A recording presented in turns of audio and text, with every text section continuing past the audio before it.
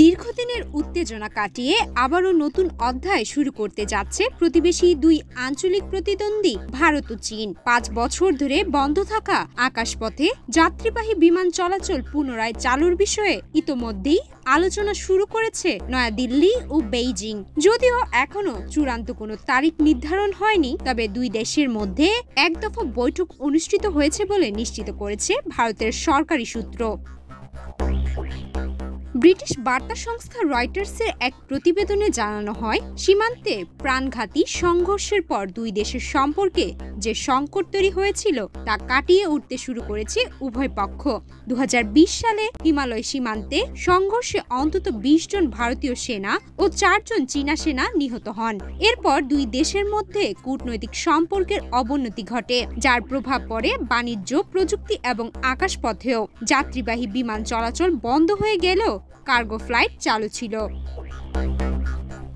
সম্প্রতি নয়াদিল্লিতে অনুষ্ঠিত ইন্ডিয়ান চেম্বার অব কমার্স আয়োজিত এক সম্মেলনে ভারতের বেসামরিক বিমান চলাচল মন্ত্রণালয়ের সচিব ভামলুংমং ভুয়ালনাম জানান, চীনের বিমান চলাচল মন্ত্রণালয়ের সঙ্গে ভারতের একটি বৈঠক অনুষ্ঠিত হয়েছে। উভয় পক্ষই যাত্রী পরিবহন ফের চালুর বিষয়ে আগ্রহ প্রকাশ করেছে, তবে এখনও কিছু মতপার্থক্য রয়েছে যেগুলোর সমাধান প্রক্রিয়াধীন।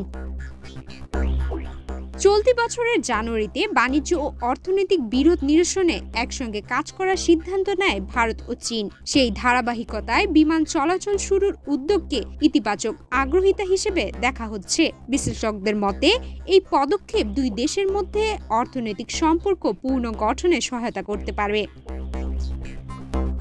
বিশেষ করে চীন এখনও কোভিড পরবর্তী যাত্রী পরিবহন ব্যবস্থায় অন্যান্য দেশের তুলনায় পিছিয়ে রয়েছে, তাই যাত্রীবাহী বিমান পরিষেবা পুনরায় চালু হলে চীনের বিমান শিল্পে উল্লেখযোগ্য গতি আসতে পারে।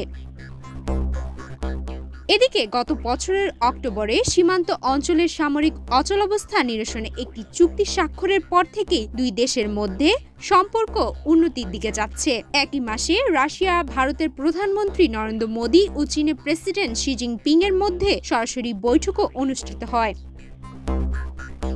সব মিলিয়ে আকাশপথে যাত্রী পরিবহন চালুর উদ্যোগ ভারত চীন সম্পর্কে নতুন যুগের সূচনা করতে পারে বলে মনে করছেন বিশ্লেষকরা।